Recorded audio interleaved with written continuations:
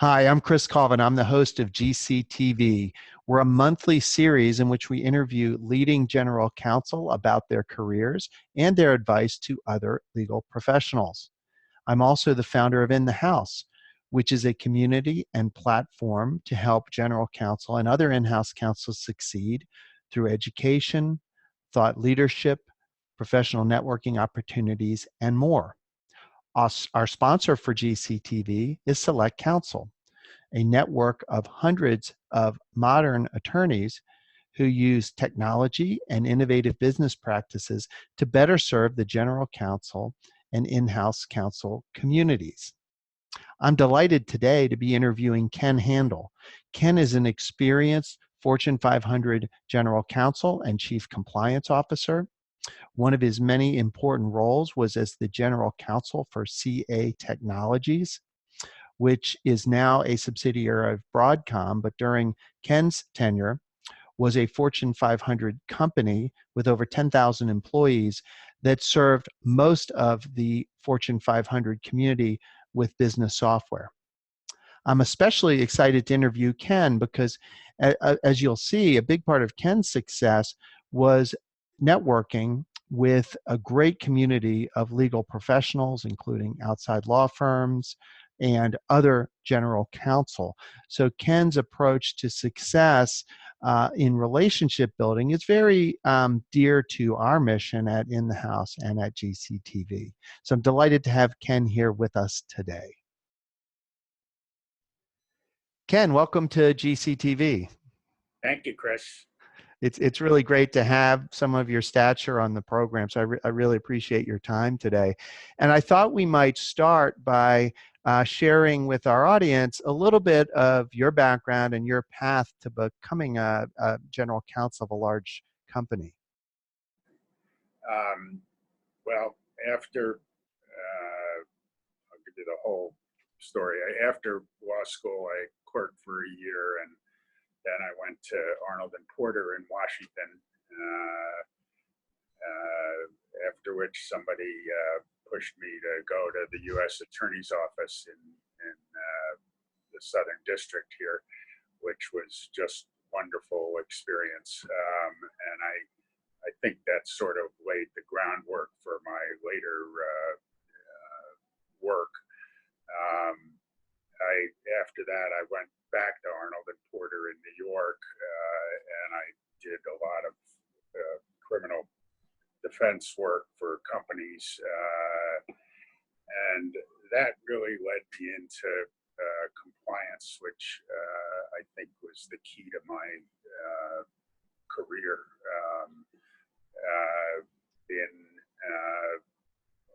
A while ago, I was asked by a former partner who became general counsel of Philip Morris to come in to handle some of their more sensitive matters. And I got, after that, we got through that, and I got involved in putting in place compliance programs for the Philip Morris and for Kraft, which they owned, and Miller Beer. And I think the compliance and implementing compliance programs was really the key to my later work at a few companies as a general counsel. I went from Philip Morris to become the general counsel of CA Technologies on Long Island, and it was then called Computer Associates, and they had had a major scandal with a lot of the very high ups going to jail eventually, and they needed a lot of help on the legal end and on the compliance end. And that was really, I eventually did that at two other companies, well, three other companies actually. And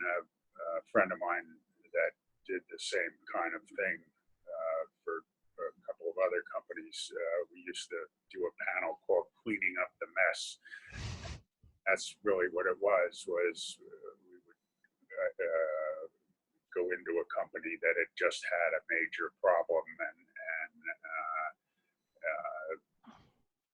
put things back in place from the legal point of view, but it really affected the whole company, of course. It was Computer Associates at the time, and we later changed the name to CA Technologies, and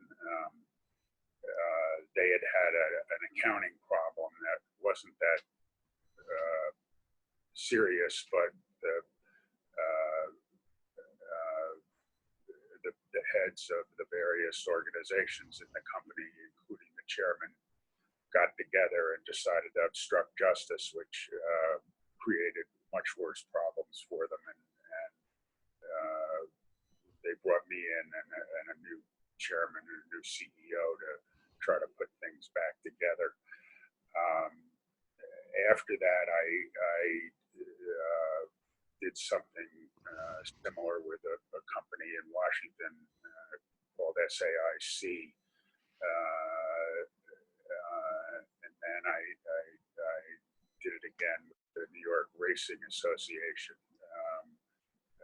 out here on Long Island, which had a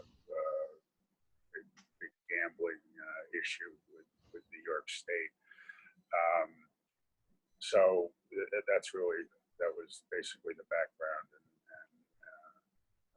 what I did for a long time. So let me follow up. There's two, well, several things that intrigue me about your answer, but there's two issues I want to pick up on, and one was is the relationship between compliance and legal functions in a company, and the other is the importance to you personally of your background at the Southern District of New York to your later roles as compliance officer and general counsel. And maybe let's take those in reverse order. So could you elaborate on, you mentioned that it was important to your future as an in-house legal executive, your experience at the Southern District of New York. Could you elaborate on that a little bit and how specifically that experience helped you succeed in those general counsel and compliance officer roles? I think, well, in several ways. I mean, I think just the trial work and getting out there and doing things was a tremendous help. I always like to say to younger lawyers too that that experience taught me how to make decisions. I had to, we'd be in court and the judge would say something and I had to make a decision one way or the other, and I could have been wrong half the time, but I had to do something, and I always thought that was an issue with, I don't mean to talk about law firms, but I always thought there was a danger in a law firm that the associate could not make a decision because he or she worried about what the partner would say or whether it was right or what. And I think it's very important for people in-house to be able to make decisions on their own without worrying about whether it's going to somebody or not. So. I think that's great advice. It's really interesting to see you highlight the importance of litigation experience because I don't know, in sort of conventional wisdom, I don't know if that's viewed as essential to the background of a general counsel or not. But you know, I tend to agree with you that litigation experience is sort of we live in a system where laws are enforced through the court system, and I think it helps to have some real serious experience with those types of enforcement efforts on either one side or the other or both. Well, I think that's right, and back in the day, though, that I'm talking about it, a lot of companies and recruiters would not talk to litigators because they thought it was you had to have a transactional person or something to be the general counsel. But I think with the rise of compliance and the importance of compliance today, they're more welcoming of people with litigation background. That is an interesting point that you make, that it is very important in this day and age.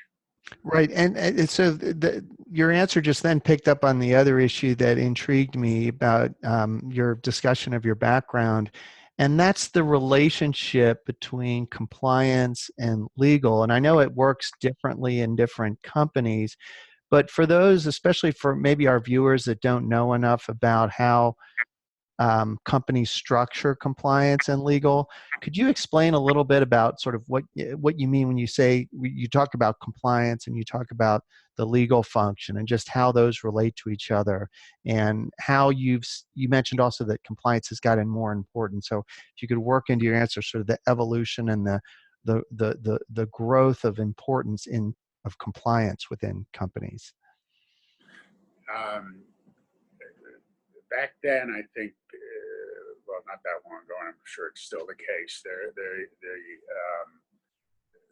was always a discussion about should compliance report to the general counsel, or should it report to the board and the CEO. Because of the situations these companies were in, with having had major legal issues, the CEOs would generally want the compliance officer to report to the general counsel. But we always tried to work it out so that the compliance officer had another line of reporting to the board and to the CEO, so that if they didn't want to talk to the general counsel about something, they could go outside and talk to the board or the CEO at will. And it's just such a general, such a very, very important position nowadays. I can't emphasize that enough. And I guess if I was going to sum up my advice, I would say really people that want to go in-house should really think about the importance of compliance and get involved in it. Right. It seems, especially in the last few years, it feels like hardly a day or at least a week goes by when we don't learn about some internal turmoil at a company that results from any number of compliance issues. It could be executive misconduct. It could be a cybersecurity breach. It could be sort of any number of things that can kind of go wrong within the corporate environment. And I'm curious if you have any view as to whether that means that companies are becoming more dysfunctional, or whether we're just catching those issues more than we used to, or whether it just is maybe that's an imponderable. But it does seem to me that there's been a major rise in revelations about compliance breakdowns of various sorts within corporations. I think it's probably because over the years, people have become more attuned to breakdowns in companies, and they've become more public, and the regulatory agencies have become more active, and I mean, a lot of what I did was about working things out with the regulators. So, I just think there's just so much more attention. I don't think, I'm thinking back, I don't think that, around the year 2000 or 2005, I don't think companies had compliance officers. It was very unusual. and nowadays it's just a very important position. Right. That's great advice to in-house lawyers, because I definitely agree with you that compliance is becoming increasingly important, and that's a big differentiator if you can get some good compliance experience under your belt. One thing I wanted to explore with you is, especially for many of our viewers, I've found through feedback from some of our viewers that they're interested in what general counsel actually do. Obviously it's an extremely important job, but at least in my own 20 plus years in the legal field, I've seen very few general counsel speaking about what they do on the job, and what a typical day looks like, and what the variety of tasks that GCs are called upon to do. So I'd love to hear from you a little bit based on your background. What is if there is a typical day or typical week that a GC has, what would that look like, and what can people expect if they find themselves in the GC position? I think there are two important things that a GC does. One is I think he or she has to stay close to the people that work for him or her. I used to spend a lot of time, both professionally and socially, talking with the people that work for me, and trying to give guidance to them.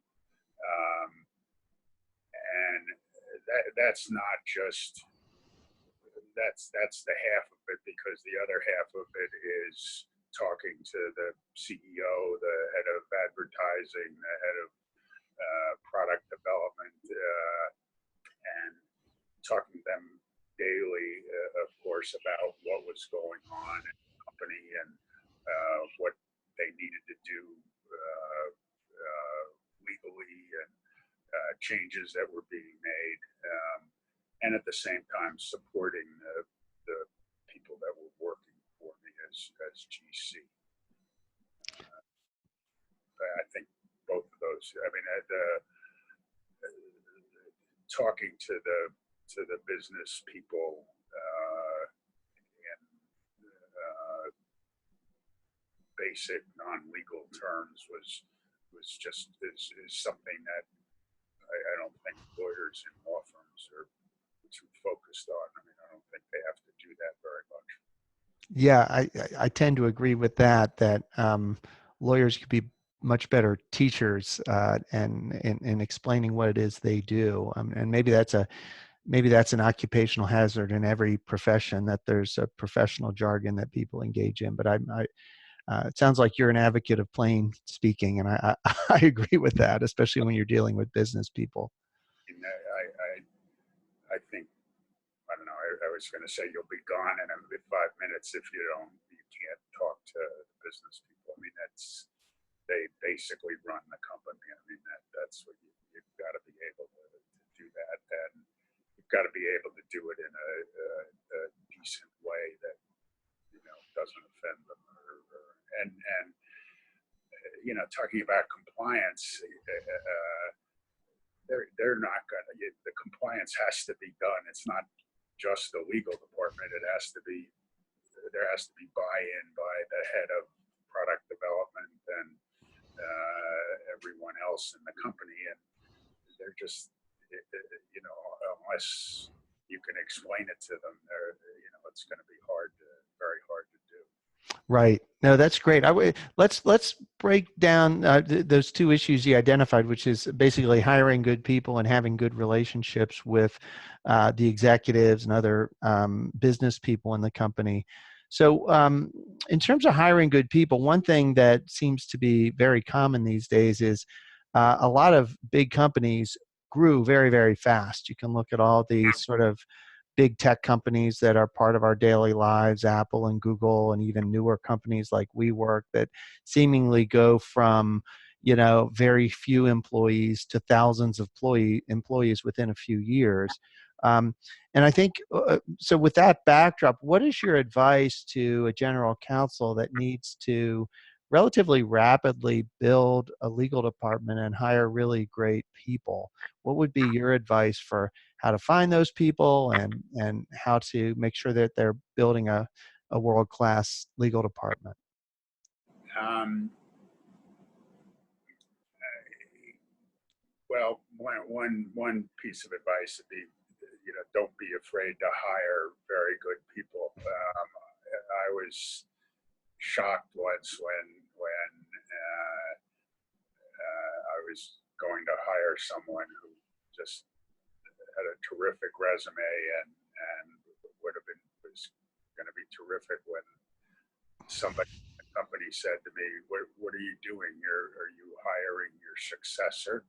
Like, I shouldn't have been hiring somebody so good, and so that's the first bit of it. I wouldn't be afraid to hire somebody that's. I mean, you want to get people that are really good. And, Right. how did I go about it? I guess a lot of it was word of mouth. I mean, by the time I became a general counsel, I guess I've been practicing for 20 years, 25 years. So I knew a lot of people, and a lot of it was through that. A lot of it was through recruiter friends. I guess most of it now is through the internet, but Right. and I'm sure that works just as well. And once you hire great lawyers, what do you have any advice for how to empower them and help them have a successful in-house career? And what I'm thinking of in particular is I know obviously lots of in-house lawyers, and I think it can be challenging to navigate a successful in-house career. You may need to have several lateral moves. It can be challenging to move up within the hierarchy in an individual legal department. So, based on your experience, what are some things that GCs can do or companies in general can do to make sure that the in-house counsel at their companies flourish and have a long, successful career? Um, well, going back to what you were asking about how I would spend my day, I did a lot of traveling and meetings and just to get to know people in my department and bring them together. And uh, it was on a worldwide basis usually, and I just had to go out and meet everybody. And I think that bringing them and putting them together with the business people, and so that they got to know the business people was very important. Um, I think just making the law department prominent in the company was important, especially at a place like CA where my predecessor had gone to jail.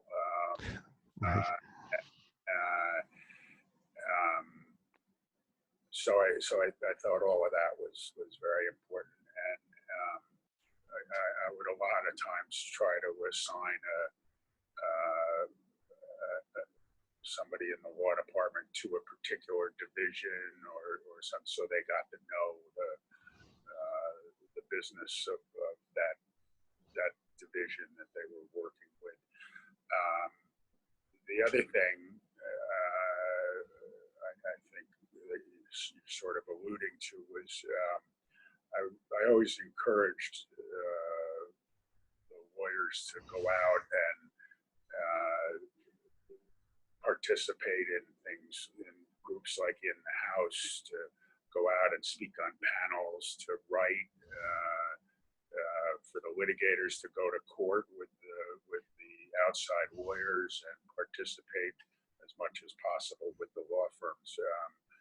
I think too many times the corporate law department can be, in and of itself, and it's important that people get out, the lawyers get out and do stuff like, ordinarily, and they're not, their whole focus shouldn't be what I think of they're doing,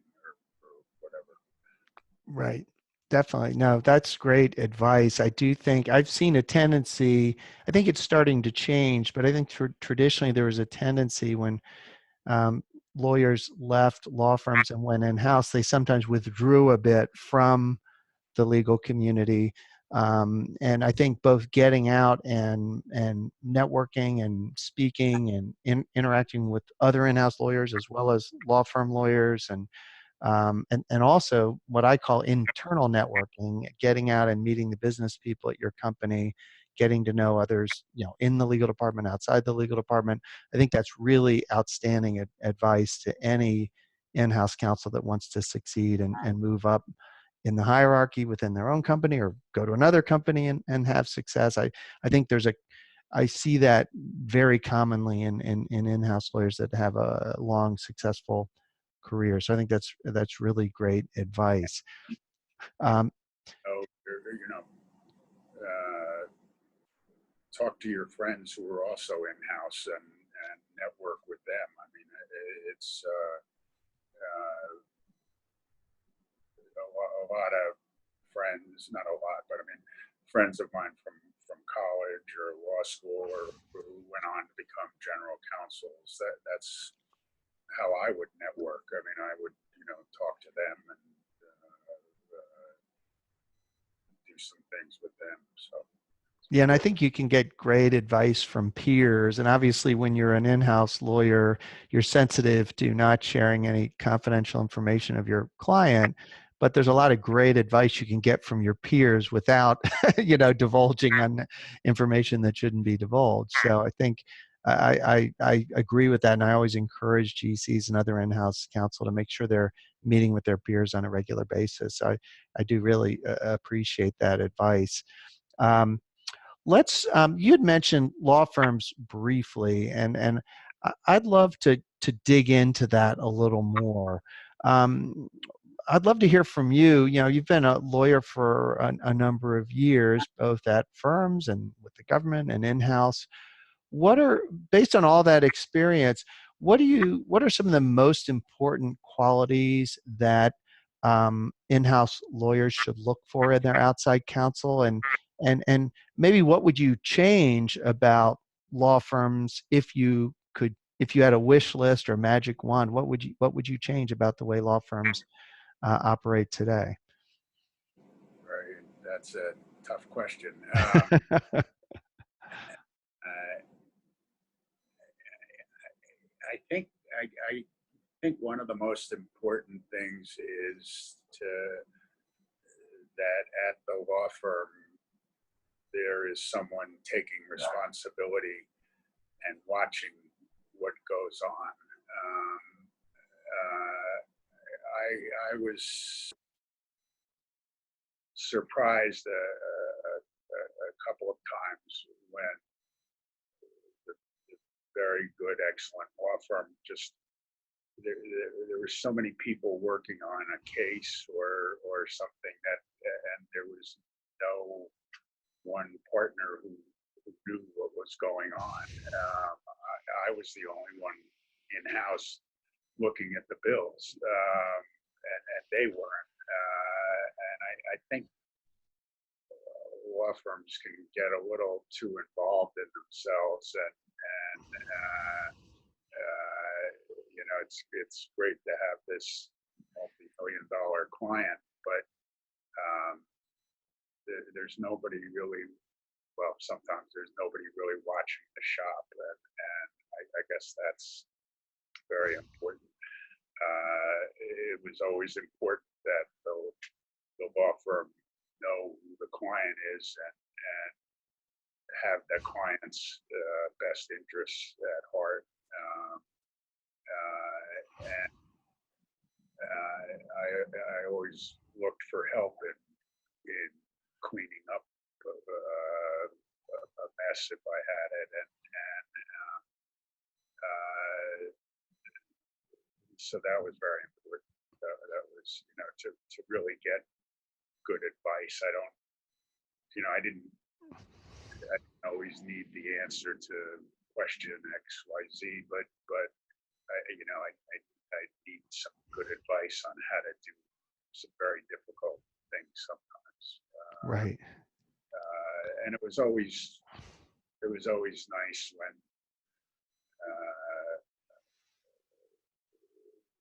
sometimes when you could rely on the outside counsel to say, this has to be done, and if I didn't necessarily have to take on a whole burden of doing something that nobody liked or something. Right.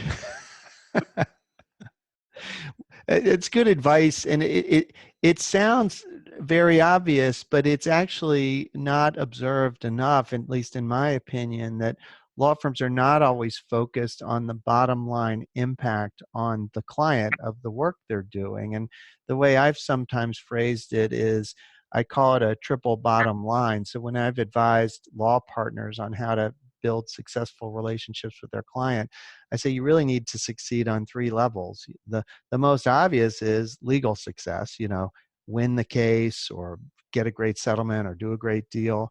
But that's only one, in my opinion. And the second piece is make sure that whatever you did legally, you're contributing to some business objective of the client. Like, what is that business objective? How are you serving it?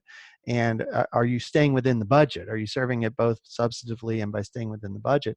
And the third piece, and probably the least observed, is the individual client contact who you happen to be dealing with. Maybe it's a deputy general counsel or even an entry-level in-house lawyer. Make sure that they're personally succeeding, right? That whatever you're doing is helping them to grow as a professional and do well internally.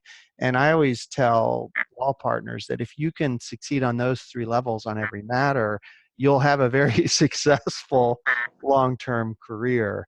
And at least in my opinion, there's a lot of, some law firms get that right, or some individual lawyers get that right. But I think that's a part of my mission, I think, is sort of educating people about what in-house counsel do and how law firms can better serve those needs. So your answer reminded me of that piece of advice that I've given to probably dozens of people over the years.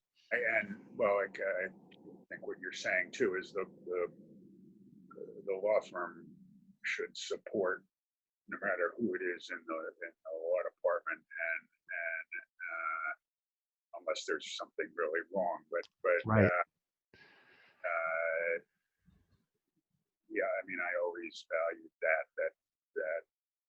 they were helping to get to the mission of the law firm, of the company. Right. Exactly. So let's also look at, I know for me, law school was a long time ago, probably maybe for you as well.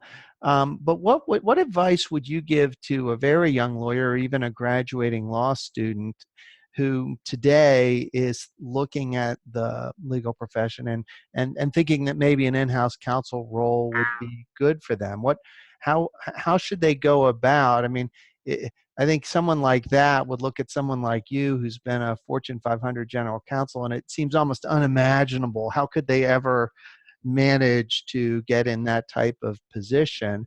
But assuming that, a young lawyer was interested in that, having a long role, hopefully culminating in some general counsel role, what advice would you give them? What should they do? I think my advice would start back a step, and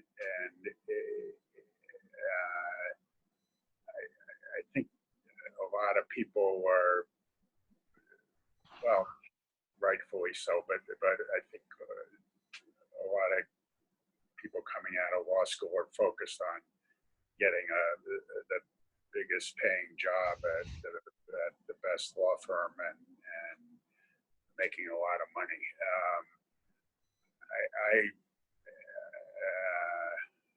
I don't think we did that. We did this very well, but I would encourage young graduates to look around, and to look at public interest work, to look at in-house work, to look at other kinds of nonprofit work. I was fortunate, I think, in that things just sort of seem to happen, and I got in house because the general counsel asked me to, because of some expertise I had gotten. And um, uh, I guess my advice is first to look around, and then whatever you choose, just do the best job you can, and don't necessarily look for the next job. Focus on what you're doing, and do it well. Maybe I'm crazy, but something will happen, and Right. other things will open up to you, and yeah, you should look at them closely, and see what you want to do. I mean, I sort of fell into this compliance stuff and cleaning up the mess, and uh, that would be my other advice. That I had a lot of fun. I mean, I really enjoyed what I was doing, and being a lawyer doesn't have to be drudgery. I mean, it can be fun if you're just open to the next step. That's really outstanding advice. I do think that many of us sometimes make decisions for another $10,000 a year or something like that instead of getting the job that really fires our imagination and contributes to more satisfaction. I think that's really outstanding advice. Um, the one thing we should mention or talk about a little bit is technology. And the way I'm viewing, the way I've come to view the legal services industry is we've really moved to a point where we really have three major stakeholders. We have the general counsel and other in-house lawyers. We have the law firms, but increasingly we have growing technology companies that are trying to figure out. I still think we're in a bit of the Wild West for technology in the law, but we're trying to figure out collectively what are the technologies that can make the practice of law more effective, more efficient, and that's an ongoing process. But I'd love to hear about some of your thoughts on where do you think we're going in terms of legal technology, and how do you think what advice would you give to a legal technology firm that's trying to serve in-house counsel and make law departments more effective? I'm not sure I'm the right person. I'm not very good, as you know, technology, and uh, but I think I would have liked to have somebody sit down with me and say, look, you can do this, you can do that, and you've really got to think about it. And I guess that would be my advice to the legal technology firms. If they can, bring the general counsel into the mix, and show how important it is and what it can do. I think That's really good advice, because I do think these companies need to be finding the problems and providing solutions instead of like creating solutions in search of a problem, as someone might say. So I think that's really good point. Um, let's talk a little bit just about the future and what you see coming down the pike for general counsel. What do you see as some of the biggest challenges that GCs will be facing over the next 5-10 years in the in-house world? I've got to think it's the biggest is doing business globally.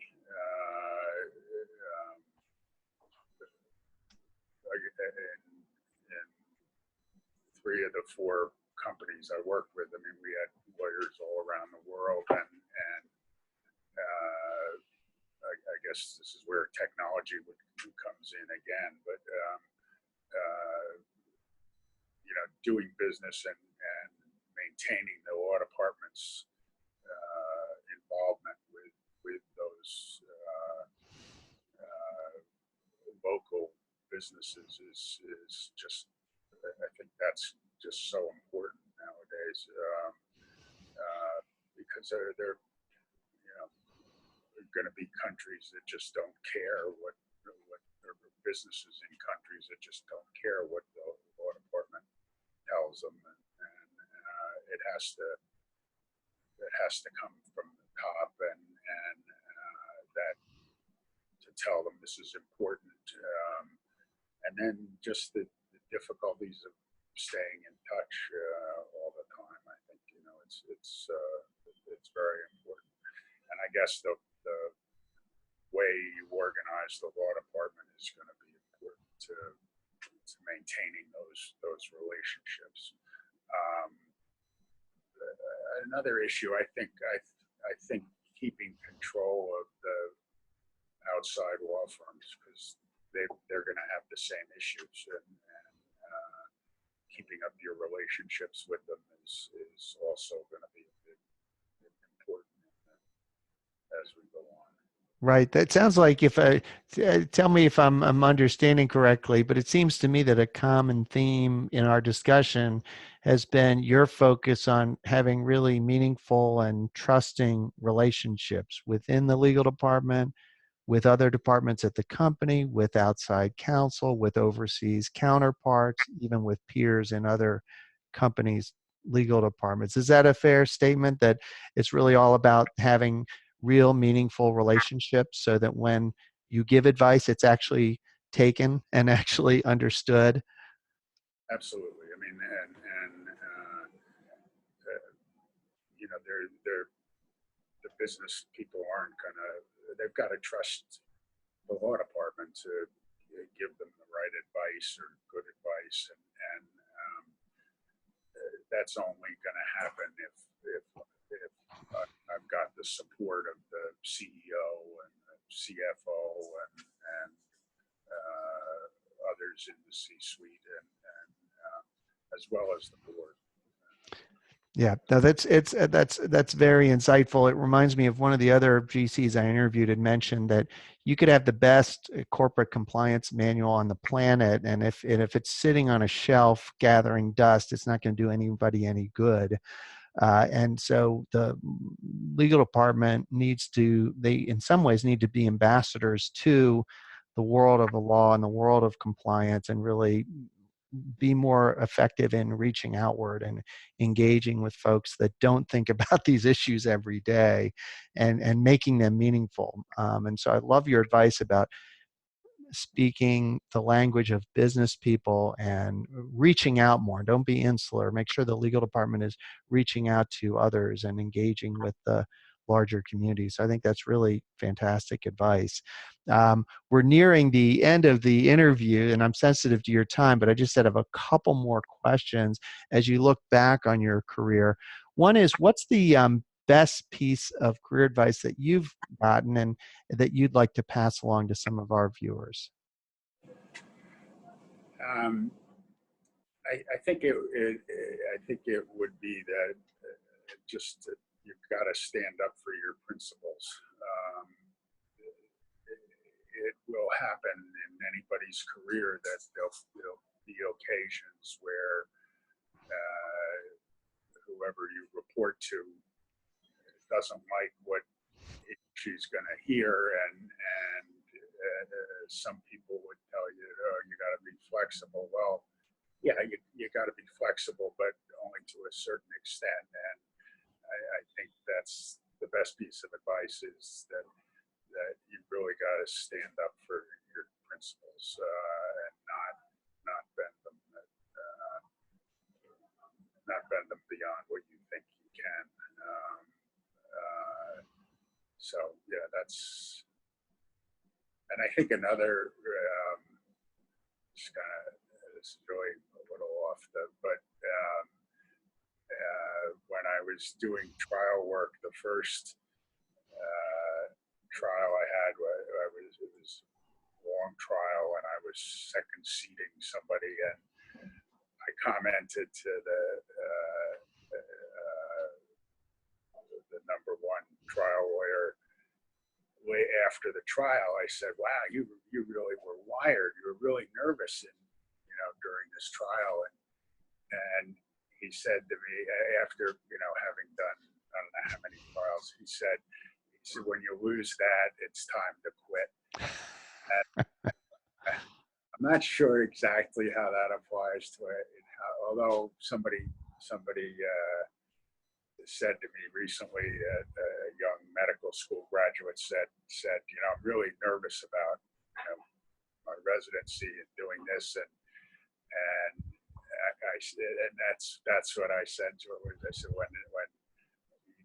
when you stop getting nervous about doing new things, it's time to quit. It's a good thing to be nervous about. Yeah, to constantly be challenged is actually a good thing. There can be sometimes a human tendency to want to just do what you're good at, but if you stay in that comfort zone, you're not gonna have as fulfilling a career or make as big a difference as you probably should in your organization. And I think that is good advice for yeah, people. For that's excellent. So, and is there any bad career advice you've gotten that you'd like to, for people to avoid? No, just on the other side about being too flexible with your principles and stuff. I guess that's not the best advice. And it's also, it's also not good advice to, as you just said, to stay within your comfort zone. And it's really good to get out there and do something different. So I guess that's what I'd say that. Well, thank you for all that. Let's just return finally to the theme of you were focusing a lot on relationship building, and you've built some amazing relationships throughout your career with all different types of people in the business and the legal world.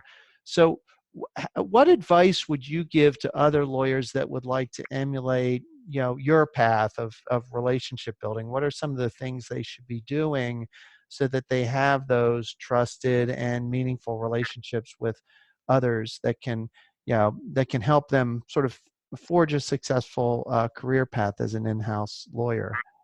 I think things like in the house and networking and talking to anybody that'll listen is very important.